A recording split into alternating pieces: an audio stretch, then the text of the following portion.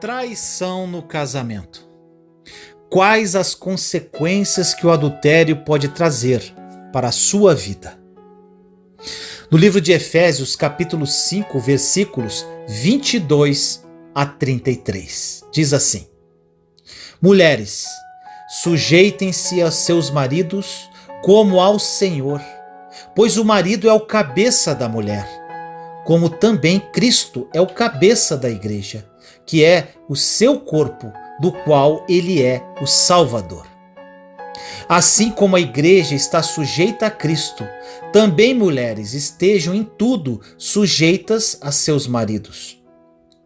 Maridos, amem suas mulheres, assim como Cristo amou a igreja e entregou-se a si mesmo por ela para santificá-la, tendo-a purificado pelo lavar da água mediante a palavra, e apresentá-la a si mesmo como igreja gloriosa, sem mancha nem ruga ou coisa semelhante, mas santa e inculpável. Da mesma forma, os maridos devem amar as suas mulheres como os seus próprios corpos. Quem ama sua mulher ama a si mesmo. Além do mais, ninguém jamais odiou o seu próprio corpo. Antes o alimenta e dele cuida, como também Cristo faz com a igreja. Pois somos membros do seu corpo. Por essa razão, o homem deixará pai e mãe e se unirá à sua mulher, e os dois se tornarão uma só carne. Este é um mistério profundo. Refiro-me, porém, a Cristo e à igreja. Portanto, cada um de vocês também ame a sua mulher como a si mesmo, e a mulher trate o marido com todo o respeito. Infelizmente, a família tem sido atacada fortemente pelo diabo, e o pecado do adultério tem se tornado cada vez mais comum. A TV e a internet incentivam o adultério como uma forma de escape para relacionamentos em crise, mas elas não mostram as consequências deste pecado terrível. Nós temos visto a família, que é o maior projeto de Deus aqui na terra, sendo atacada e muitas vezes destruídas pelo inimigo. O diabo sabe que se uma família estiver desestruturada, ele conseguiu acabar com a nossa base.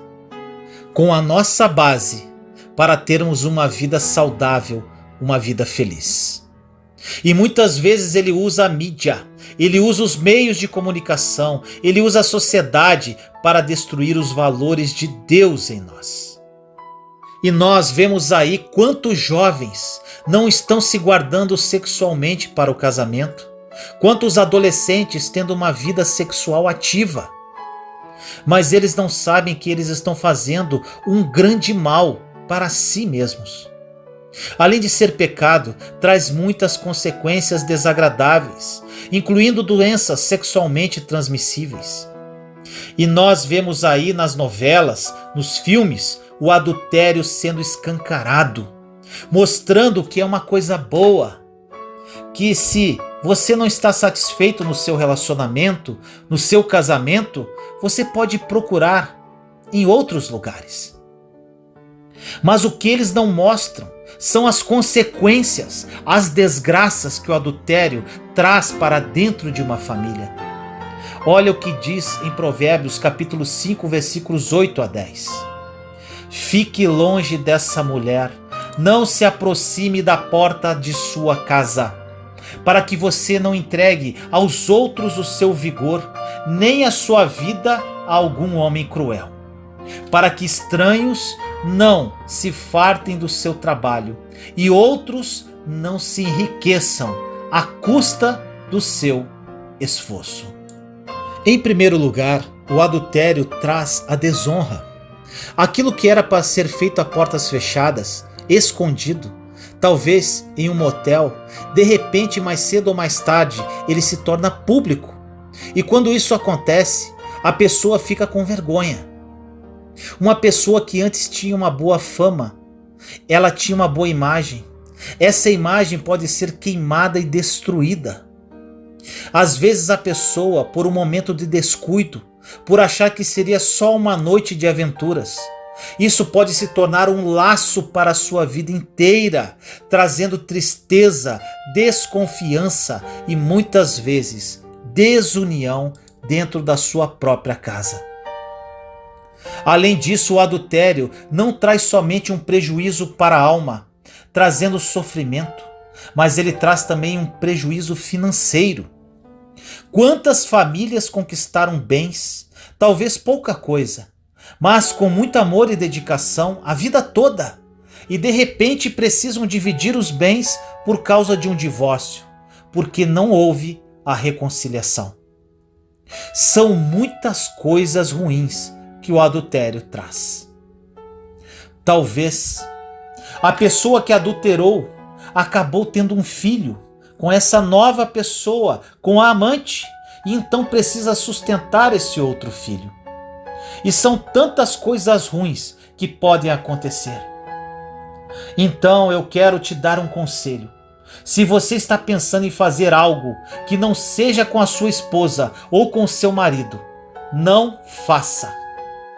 Peça a ajuda de Deus, livre-se de toda armadilha. Corra da armadilha do diabo e tome muito cuidado com os conselhos que você escuta das pessoas, porque nem todos vão torcer pelo bem da sua família. Nem todos que te dizem ser amigos são amigos de verdade. No meu caso, meu irmão, minha irmã, eu fui adúltero e sofri adultério. Foram consequências desastrosas para mim e para minha família. Me arrependi profundamente de tudo o que eu fiz e Deus me perdoou. Mas existem consequências que colho até hoje e são frutos muito amargos. Na Bíblia, nós vemos um exemplo muito claro na vida do rei Davi. Aquele homem serviu a Deus com integridade, era um homem respeitado, mas por um deslize, por um momento de descuido, Davi acabou conhecendo uma mulher casada e se deitou com ela. A partir dali as coisas foram piorando para ele, porque ele acabou matando, assassinando o esposo daquela mulher e ainda teve um filho, fruto daquele adultério. E ele talvez pensasse que por ele ser rei, nada poderia acontecer. Mas então nós vemos que Deus se revelou ao profeta Natã, e o profeta Natã entregou uma mensagem para ele. Diz o seguinte em 2 Samuel, capítulo 12, versículos 10 a 12. Por isso, a espada nunca se afastará da sua família, pois você me desprezou e tomou a mulher de Urias, o hitita, para ser a sua mulher. Assim diz o Senhor, da sua própria família trarei desgraça sobre você.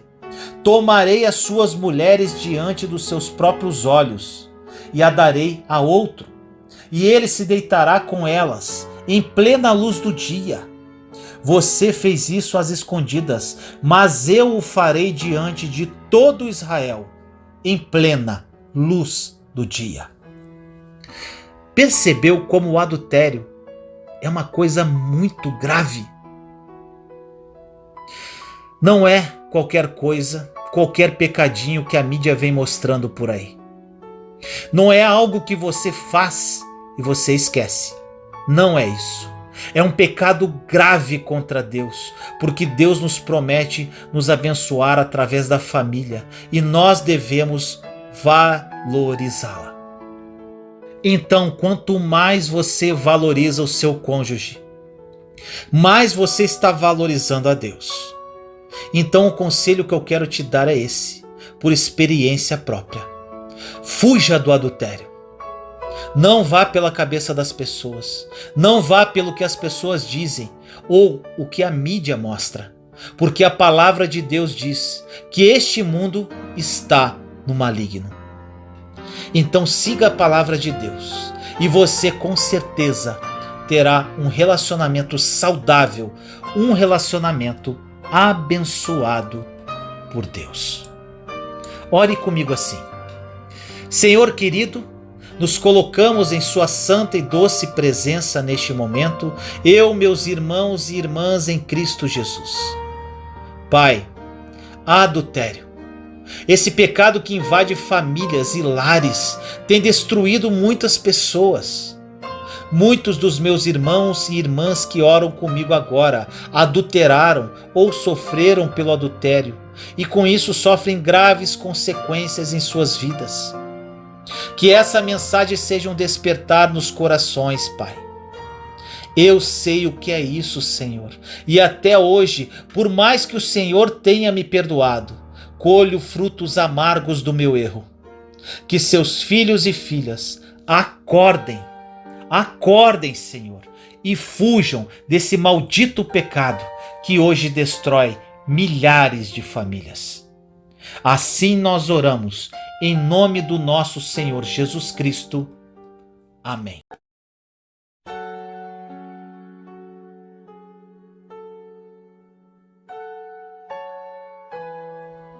Três frases que você precisa eliminar da sua vida.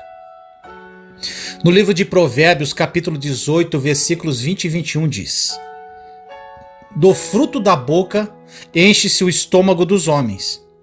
O produto dos lábios os satisfaz. A língua tem poder sobre a vida e sobre a morte. Os que gostam de usá-la comerão do seu fruto. A Bíblia diz que as palavras têm poder de machucar, abençoar ou amaldiçoar. Por isso, tudo o que você fala afeta a sua vida para o bem ou para o mal. Se você repete uma mentira muitas vezes, você pode começar a acreditar nela. Por isso, tome cuidado ao dizer certas coisas que não são verdade e que não estão alinhadas com a palavra de Deus. Veja quais são as três frases que você precisa eliminar da sua vida hoje mesmo. Primeira frase: eu não tenho valor, ninguém se importa comigo. A Bíblia diz no Salmo 139, versículos 1, 2, 13 e 14: Senhor, tu me sondas e me conheces. Sabes quando me sento e quando me levanto. De longe percebe os meus pensamentos. Tu criaste o íntimo do meu ser e me teceste no ventre da minha mãe. Eu te louvo porque me fizeste de modo especial e admirável. Tuas obras são maravilhosas. Disso tenho plena certeza. Meu irmão e minha irmã, você é uma obra-prima de Deus. Eu sei que você tem falhas, mas isso não diminui o seu valor diante de Deus. Ele não te avalia de acordo com a sua capacidade, beleza ou inteligência. Ele vê o seu coração e já provou que te ama ao enviar o seu filho para morrer na cruz em seu lugar. Por isso, não pense que ninguém se importa com você. A sua vida é muito preciosa para Deus. Segunda frase que você precisa eliminar da sua vida: Deus não ouve minhas orações. A Bíblia diz no Salmo 34, versículos 17 e 18: os justos clamam, o Senhor os ouve e os livra de todas as suas tribulações. O Senhor está perto dos que têm o coração quebrantado e salva os de espírito abatido. Creia que Deus está atento às suas orações e Ele quer te ajudar. Mas é importante também que você preste atenção às respostas dele. Às vezes Deus diz não, ou espere, ou alguma coisa que você não quer ouvir. Só Deus sabe o que é melhor para você, e aquilo que você pede nem sempre está de acordo com a vontade dele, ou virá no tempo que você deseja. Por isso tenha calma, não murmure e nem pare de acreditar. Talvez as circunstâncias ainda não mudaram, porque Deus está usando elas para mudar você. Terceira frase que você precisa eliminar da sua vida hoje. Esse problema não tem solução. Jesus respondeu em Lucas, capítulo 18, versículo 27. O que é impossível para os homens é possível para Deus. Tome cuidado para não confessar a derrota antes da hora, pois Deus pode mudar qualquer situação, por mais difícil que seja. A Bíblia está repleta de casos sem solução, que foram transformados em um grande testemunho do poder de Deus. Por isso confie no Senhor e não fique tentando imaginar o que vai acontecer. Deus pode abrir uma porta que não existia, só para mostrar que Ele é Deus. Então tenha fé, pois não há nenhum problema que Deus não possa resolver. Se você, meu irmão, minha irmã, se identificou com qualquer uma dessas frases, hoje é o dia de eliminá-las da sua vida definitivamente. Estas palavras vão apenas destruir a sua esperança. Mude a sua postura e que de sua boca saiam apenas palavras otimistas, cheias de fé, amor e esperança. Ore comigo assim. Senhor querido, nos colocamos em sua santa e doce presença neste momento, eu, meus irmãos e irmãs em Cristo Jesus. Pai, que as pessoas que ouvirem essa mensagem e se identificarem com essas malditas frases sejam libertas no dia de hoje. Senhor, que a partir deste momento essas palavras sejam apenas passado e que agora sairão da boca delas apenas frases e palavras cheias de fé, amor e esperança. Assim eu profetizo na vida de cada uma delas. Obrigado, Senhor, por mais esta palavra viva. Assim nós oramos em nome do nosso Senhor Jesus Cristo. Amém.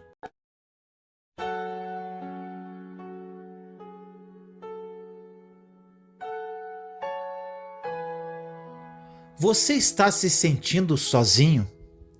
Você não está só. No livro de Jó, capítulo 4, versículos de 3 a 5 diz: Pense bem, você ensinou a tantos, fortaleceu mãos fracas, suas palavras davam firmeza aos que tropeçavam. Você fortaleceu joelhos vacilantes. Mas agora que se vê em dificuldade, você se desanima quando você é atingido, fica prostrado. Quando Jó estava passando pelo pior momento da sua vida, ele ouviu essas palavras do seu amigo Elifaz. Jó sempre foi aquele que encorajava os outros, mas agora ele é quem estava precisando de ajuda. Por causa disso, eu quero trazer esta mensagem para você, que sempre procurou fazer o bem para as pessoas, sempre procurou falar de Deus para elas, mas agora o seu coração está partido e você tem passado por lutas terríveis. Saiba que isso acontece com todos aqueles que decidem caminhar com o Senhor. Na nossa vida haverá um momento em que tudo ficará muito escuro. Irá parecer não apenas que Deus está em silêncio, como também que Ele não está fazendo nada. E Ele fica apenas observando o nosso sofrimento. Nesses dias tudo irá parecer frio e sem sentido. Até mesmo as coisas que sempre nos fortaleceram.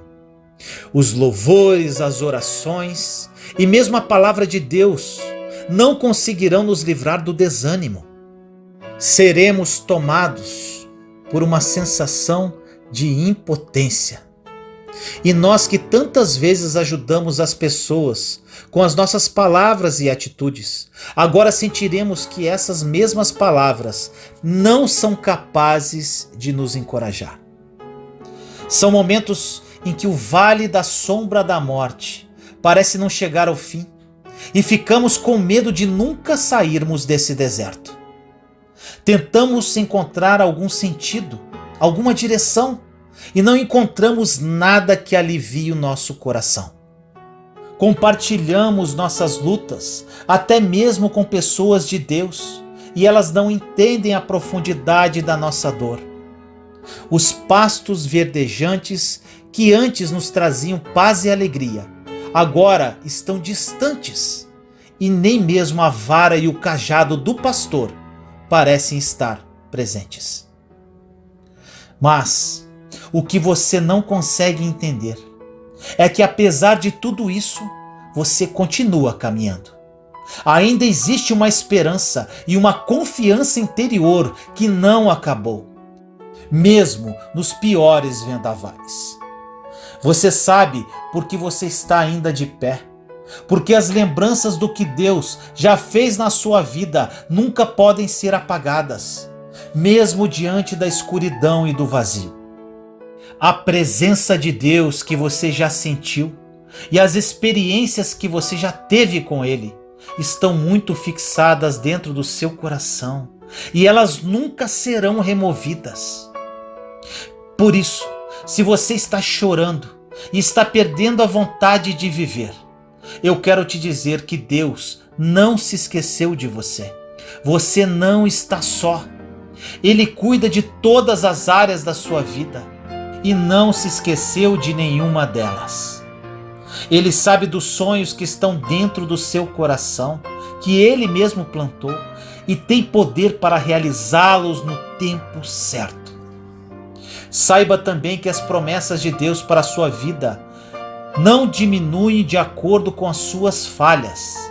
E essa escuridão em que você está vivendo hoje não apagarão o brilho do Senhor na sua vida. Pois a Bíblia diz que Deus é luz e nele não haverá trevas alguma. Nem mesmo a mais profunda tristeza da sua alma pode deixar o Senhor mais distante de você. Nenhuma sensação de abandono pode fazer com que Deus te deixe, pois Ele mesmo disse: de maneira alguma te deixarei, nunca jamais te abandonarei. Por isso, meu irmão e minha irmã, eu quero terminar esta mensagem lendo para você o que está escrito em Isaías, capítulo 50, versículo 10. Quem entre vocês teme o Senhor e obedece à palavra de seu servo? Que aquele que anda no escuro, que não tem luz alguma, confie no nome do Senhor e dependa do seu Deus. Eu espero que esta mensagem tenha edificado o seu coração. Seja um veículo de graça na vida de outras pessoas, compartilhando esta mensagem com seus amigos, porque muitos deles podem estar passando por lutas, pensando em desistir, e Deus usará a sua vida para trazer ânimo e encorajamento a cada um deles. Ore comigo assim. Senhor querido, nos colocamos em sua santa e doce presença neste momento, eu, meus irmãos e irmãs em Cristo Jesus.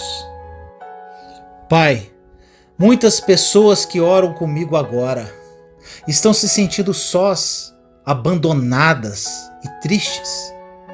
Muitas delas, assim como Jó, foram encorajadoras, mas hoje precisam ser encorajadas. Que através desta mensagem elas relembrem de todas as bênçãos que já receberam e com isso renovem as suas esperanças.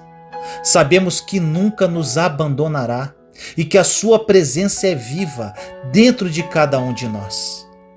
Por isso, Pai, nos apropriamos pela fé da sua graça, misericórdia e amor. E exatamente agora nos revestimos da sua glória. Assim nós oramos, em nome do nosso Senhor Jesus Cristo. Amém.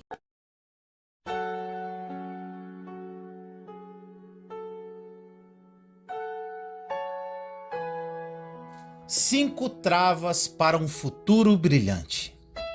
Lance suas sementes. No livro de 2 Coríntios, capítulo 9, versículo 6 diz: E isto afirmo: aquele que semeia pouco, pouco também ceifará. E o que semeia com fartura, com abundância, também ceifará. Muitas pessoas plantam coisas e preparam um futuro de paz. Outras, não. Toda semeadura leva um tempo para ser colhida. E isto não ocorre de um dia para o outro. Não sei, meu irmão, minha irmã, como está a sua vida hoje. Mas muitas pessoas vivem hoje colhendo maus frutos do que elas plantaram anos atrás. Agora, se você anos atrás estava junto de Deus e hoje não está mais, Deus não vai cancelar a sua colheita, que é um direito seu, pelo fato de hoje você estar agindo de maneira errada. O problema é o seu futuro. Hoje, as sementes que estão caindo no chão estão criando um futuro para a sua vida. Não pense que pelo fato de você estar cometendo um erro hoje, amanhã, no outro dia, você irá colher. Não é assim que funciona. A Bíblia está debaixo da lei do plantar e colher, a lei de semeadura. E como toda plantação existe a regra do tempo, muitas coisas que colhemos hoje são coisas que plantamos anos atrás. Agora, como será o futuro? O futuro será como você vai estar daqui 5 a 10 anos. E quem não tem visão de futuro, não tem a mínima ideia do que plantar agora. Quem sabe programar seu futuro, quem sabe ver o seu futuro, toma atitudes totalmente contrárias de quem não enxergou nada ainda. Hoje, vamos falar sobre 5 coisas que poderão atingir a sua vida, 5 travas que poderão travar o seu futuro, caso você não as combata hoje. As 5 travas são a dor, a dúvida, a ignorância, o desequilíbrio emocional e estar no mesmo barco com a pessoa errada. Deus colocou o poder de decisão em nossas mãos para que pudéssemos construir, segundo a vontade dele, o nosso futuro. Só que quando começamos uma construção, sempre surgem as obstruções, os impedimentos, as coisas que travam a obra. O inimigo investe o máximo possível em colocar travas no que está para acontecer, visando travar o seu caminho para o futuro. Vamos falar de cada trava individualmente. A primeira, a dor. A trava clássica de um ser humano é a dor. E o inimigo investe muito na dor. É uma estratégia clássica dele. O inimigo não tem pressa, então ele começa a investir desde a infância para que as dores virem traumas e os traumas paralisem totalmente o seu futuro. Os traumas são travas que impedem de você passar a porta para o futuro. Talvez cada um de vocês tenha uma dor para contar. A dor é a trava clássica do inimigo para impedir que você abra a porta do seu futuro.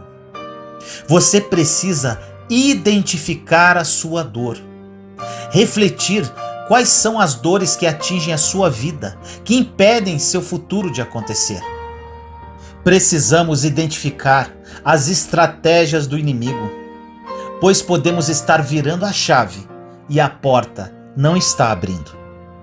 As travas só vão cair se elas forem identificadas. Quando a trava da dor for identificada na sua vida, você poderá começar a combater isso de uma forma mais focada. O problema da dor é que a partir do momento que você não a trata, não tirando ela de você, ela vai se enraizando e ficando mais profunda, impedindo que você desfrute dos dias bons. A segunda trava é a dúvida. A dor é uma trava na porta do seu futuro. E às vezes, quando você retira essa trava, você encontra uma outra chamada dúvida. A dúvida é o maior inimigo da fé. Onde a dúvida se encontra, a fé não pode estar. Onde a fé chega, a dúvida vai embora. Logo, acreditar, ou seja, não duvidar, é o primeiro degrau da escada da fé. O apóstolo Tiago vai dizer em Tiago capítulo 1, versículo 6: Peça-a, porém, com fé, em nada duvidando, porque o que duvida é semelhante à onda do mar, que é levada pelo vento e lançada de uma para outra parte. Ou seja, a dúvida faz você se tornar uma pessoa inconstante. O inimigo conhece a palavra e ele sabe que se ele plantar uma semente de dúvida em você, ele já travou totalmente o seu futuro. Todas as nossas conquistas, obrigatoriamente, serão conquistadas pela fé. E a administração disso será realizada com a sabedoria. A fé é uma chave que abre as portas para o seu futuro. Porém, onde há dúvida, não pode ter fé. E o inimigo, sabendo desse simples cálculo, busca estratégias para que a dúvida entre em seu coração. E aí, meu irmão, minha irmã, quando juntar a dúvida com a dor, já era. A terceira trava: ignorância. Mais do que a dor, mais do que a dúvida, o que mais temos sofrido atualmente é de ignorância. A ignorância sempre vai tentar te cegar, principalmente nos dias que você precisa estar de olhos abertos.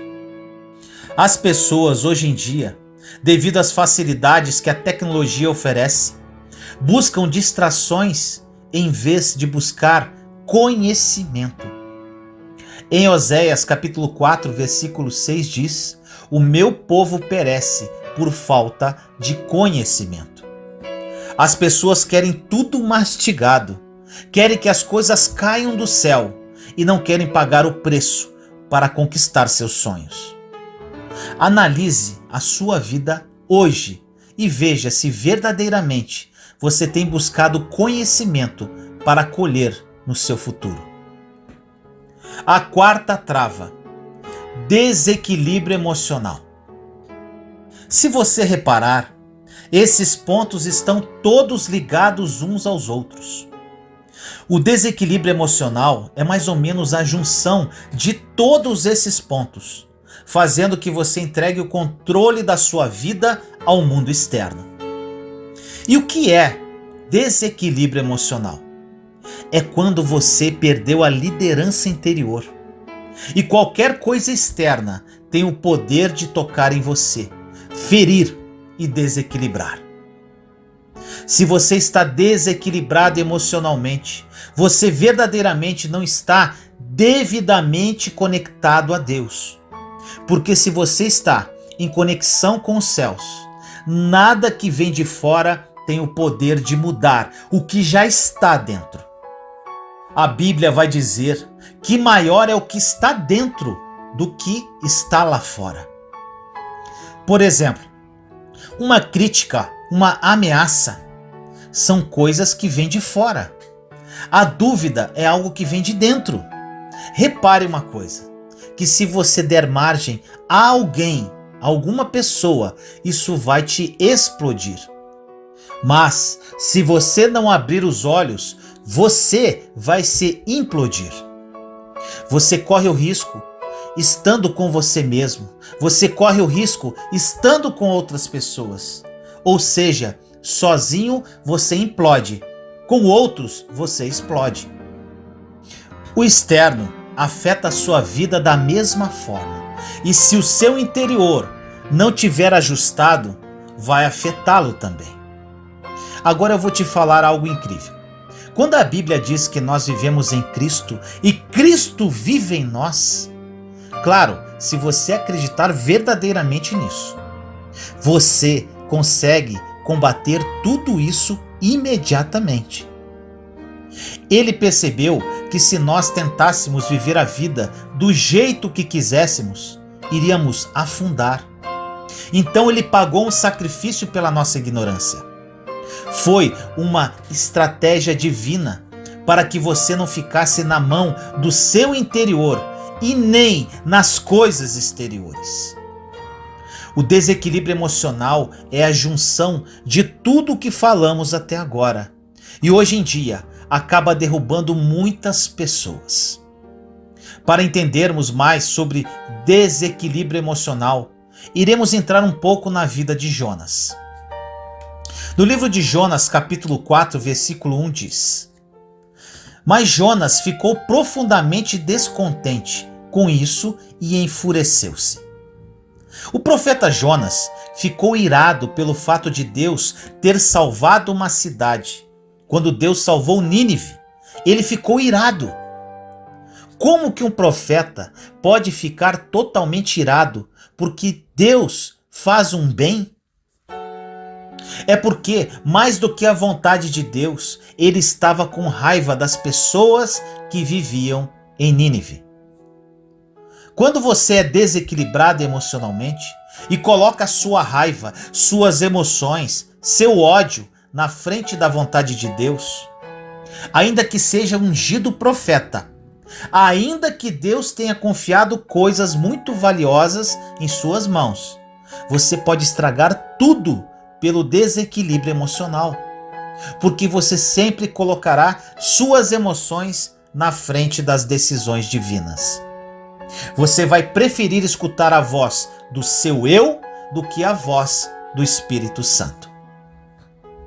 Vamos continuar a passagem. No capítulo 4, versículos 2 e 3 diz assim: Ele orou ao Senhor: Senhor, não foi isso que eu disse quando ainda estava em casa? Foi por isso que me apressei em fugir para Tarsis? Eu sabia que tu és Deus misericordioso e compassivo, muito paciente, cheio de amor e que promete castigar, mas depois se arrepende. Agora, Senhor, tira a minha vida, eu imploro, porque para mim é melhor morrer do que viver. Jonas aqui, ele revela que ele tinha patologias clínicas, porque as emoções dele estavam tão afloradas que ele estava com raiva de Deus, porque Deus salvou um povo que ele queria que morresse. Mas repare que Deus vai agir como Deus bom, paciente, amoroso que ele é, e vai fazer uma sessão de psicologia com Jonas. Deus é misericordioso, realmente ele é tardio em se irar. Se fôssemos nós humanos, ficaríamos irados com Jonas pela atitude dele. Mas Deus não. Deus vê todo o seu erro e sua ignorância e fala com Jonas de forma mansa. Olha o que diz em Jonas 4, versículos de 4 a 8. O Senhor lhe respondeu: Você tem alguma razão para essa fúria? Jonas saiu e sentou-se num lugar a leste da cidade. Ali construiu para si um abrigo, sentou-se à sua sombra e esperou para ver o que aconteceria com a cidade. Então o Senhor fez crescer uma planta sobre Jonas, para dar sombra à sua cabeça e livrá-lo do calor. E Jonas ficou muito alegre. Mas, na madrugada do dia seguinte, Deus mandou uma lagarta atacar a planta de modo que ela secou. Ao nascer do sol, Deus trouxe um vento oriental muito quente e o sol bateu na cabeça de Jonas, a ponto dele quase desmaiar. Com isso, ele desejou morrer e disse: Para mim seria melhor morrer do que viver. Jonas aqui se mostra completamente bipolar e desequilibrado mentalmente. Em um dia pede a sua morte, em outro se alegra e novamente pede a sua morte. Ou seja, quando as coisas não saem do jeito que o bipolar quer, ele amaldiçoa Deus, ele pede a morte, ele deseja o mal. Entenda, nem toda pessoa que feriu você era uma pessoa que servia ao inimigo. Às vezes essa pessoa até pertencia a Deus, mas era uma pessoa desequilibrada, bipolar. Desequilíbrio emocional é o que mais trava o seu futuro. Coloca um cadeado enorme na porta que daria acesso às promessas de Deus para a sua vida. Olha o que diz em Jonas, capítulo 4, versículo 9. Mas Deus disse a Jonas: você tem alguma razão para estar tão furioso por causa da planta? Respondeu ele: sim, tenho, e estou furioso a ponto de querer morrer. Jonas continua discutindo com Deus e pede a morte pela terceira vez em um capítulo. Repare que não estamos falando de um inimigo de Deus. Estamos falando de um profeta, um escolhido por Deus. Olha o que diz nos versículos 10 e 11. Mas o Senhor disse: você tem pena dessa planta, embora não a tenha podado, nem a tenha feito crescer. Ela nasceu numa noite e numa noite morreu. Contudo, Nínive tem mais de 120.000 pessoas que não sabem nem distinguir a mão direita da esquerda, além de muitos rebanhos. Não deveria eu ter pena dessa grande cidade? Aqui, Deus deixa claro para Jonas. Como é que ele pôde perdoar a raiva de Jonas e matar as pessoas de Nínive? Deus sabia o porquê aquela cidade tinha se tornado uma cidade má. Nínive era uma cidade que vinha cometendo atrocidades e as impurezas que lá aconteciam tinham chegado até o Senhor. Então Deus mandou Jonas avisar sobre a condenação daquela cidade. Um dos grandes atributos de Deus é a misericórdia. Deus é tão misericordioso que antes da condenação ele faz um filtro. Ele olha o seu passado, coisa que o ser humano não vê. Ele olha tuas motivações, coisa que o ser humano não vê. Ele olha o teu coração, coisa que o ser humano não vê. Ele entende o porquê que você está cometendo aqueles erros, coisa que o ser humano não quer saber. Analisando isso, Deus entende que a ignorância feriu aquele povo. Então não havia que castigar um povo que não tinha a menor ideia do que estava fazendo.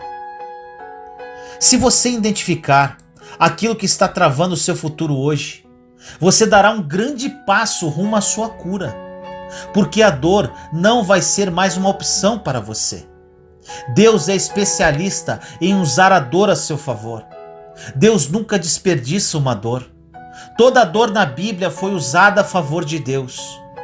Deus usou a dor de José para colocar ele no trono. Deus usou a dor de Jó para fortalecer a fé dele. Quanto a Jó, não tem uma explicação do porquê Jó passou pelo que ele passou. Jó era um homem rico, bem-sucedido, bom e temente a Deus. Mas ele não entrou na Bíblia por causa disso. Ele só entrou na Bíblia porque ele superou a dor e venceu. Chegou o tempo que a dor, a dúvida, a ignorância e o desequilíbrio emocional não vão mais travar o nosso futuro. A quinta trava: estar no mesmo barco com a pessoa errada. Quem está no barco com a pessoa errada, quem está no lugar com a pessoa errada, irá afundar junto. Tome cuidado com o barco que você entra, porque ele pode não chegar no futuro.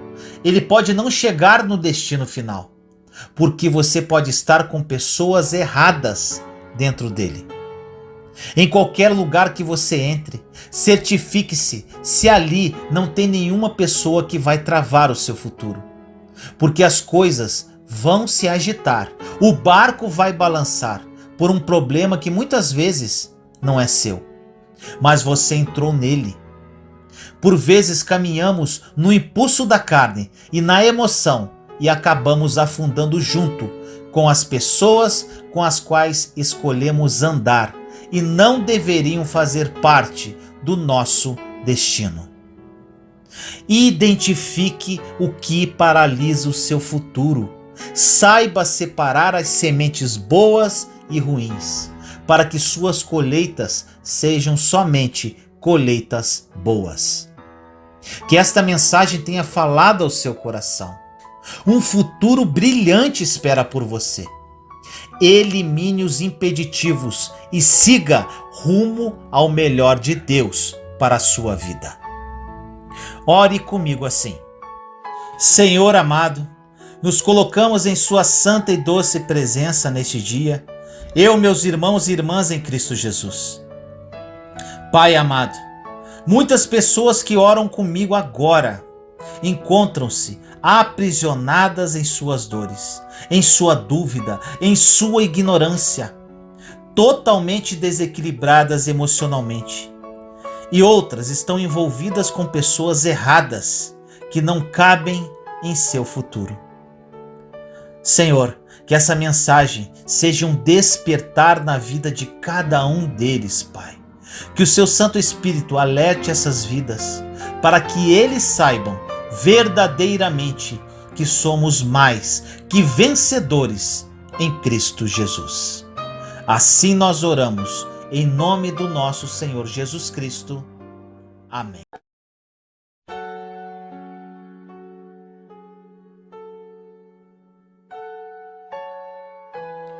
O pecado sexual pode destruir você. Cuidado. No livro de Tiago, capítulo 1, versículos 14 e 15 diz: Cada um é tentado pela própria cobiça, sendo que está arrastado e seduzido. Então a cobiça, tendo engravidado, dá à luz o pecado, e o pecado, após ter se consumado, gera a morte. Você está sofrendo tentações da carne? Tome muito cuidado com o pecado na área sexual, sexo antes do casamento, pornografia e adultério. Pois o diabo conhece as suas fraquezas e ele quer te afastar de Deus e destruir a sua vida. A Bíblia fala muito sobre tentações da carne e mostra que grandes homens de Deus caíram no pecado sexual. Eles sofreram consequências ruins e os seus atos foram registrados para que não caiamos nos mesmos erros. Mas você pode dizer agora para mim: Vinícius, me desculpe, mas a Bíblia está cheia de homens pecadores e safados. Concordo plenamente com você, pois a Bíblia conta histórias de homens pecadores e falhos, como qualquer um de nós. Por exemplo, Davi se envolveu com uma mulher casada, Sansão se deitou com prostitutas, Jacó era trapaceiro. Mas todas as pessoas que desobedeceram a palavra de Deus sofreram consequências ruins e os seus atos foram registrados para que não caiamos nos mesmos erros.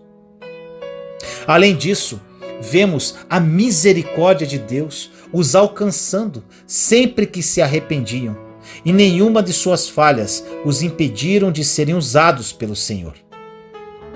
Isto porque a nossa salvação e todas as bênçãos que recebemos vêm pela graça de Deus. Nós não merecemos nada e por isso não podemos achar que somos bons e fortes o bastante. Todos nós temos fraquezas e somos atraídos pelo que é proibido, pois a Bíblia diz que cada um de nós é tentado de acordo com a nossa cobiça, como dito na passagem no início da mensagem. Se você recebeu Jesus como seu Salvador, você nasceu de novo espiritualmente, mas a sua carne continua fraca e por isso você precisa orar e vigiar para não cair em tentação. Muitas vezes você sente atração por algo que não devia e você se culpa por isso. Mas saiba que não é pecado ser tentado por algo. O pecado acontece quando você cede às tentações. Certa vez alguém disse que os maiores santos podem ser tentados a cometer os piores pecados. Então, se você tem sido bombardeado por tentações, pode ser que você esteja fazendo a coisa certa e não a errada. Você já pensou nisso? O diabo vê que você está buscando a Deus e por isso ele tenta te derrubar. Porém, se você resistir aos desejos da carne, você se tornará uma pessoa mais forte e capacitada. Veja o que está escrito em Tiago, capítulo 1, versículo 12. Feliz é o homem que persevera na provação, porque depois de aprovado, receberá a coroa da vida que Deus prometeu aos que o amam. Como vemos na Bíblia, Sansão e Davi, por exemplo, eram grandes homens de Deus e venciam muitas batalhas, mas acabaram cedendo às suas fraquezas carnais. Da mesma forma, se não vigiarmos, poderemos voltar a sermos escravos do pecado novamente e pagarmos um alto preço por isso. Nós nunca estamos fortes o bastante, por isso precisamos depender do Espírito Santo o tempo todo. Também devemos andar com pessoas que nos ajudarão a crescer espiritualmente e nunca podemos deixar e confiar no amor de Deus, que permanece fiel, mesmo quando nós falhamos. Ore comigo assim. Senhor querido, nos colocamos em sua santa e doce presença neste momento, eu, meus irmãos e irmãs em Cristo Jesus. Pai, sofremos com muitas tentações, desejos da carne. Pedimos a Ti que ajude-nos e capacite-nos cada dia mais a combater esse mal. Muitos de nós estamos vivendo isso, Pai. Não somos fortes o bastante e por isso dependemos do Seu Santo Espírito a todo tempo. Por mais difícil que seja, nos manteremos firmes e lutaremos contra isso, Senhor. Ajude-nos, Pai. Assim nós oramos, em nome do nosso Senhor Jesus Cristo. Amém. Juntos somos fortes. Compartilhe esta mensagem para que mais pessoas sejam edificadas. Inscreva-se no canal e acione o sininho para ser notificado de novos vídeos. Te amo em Cristo Jesus.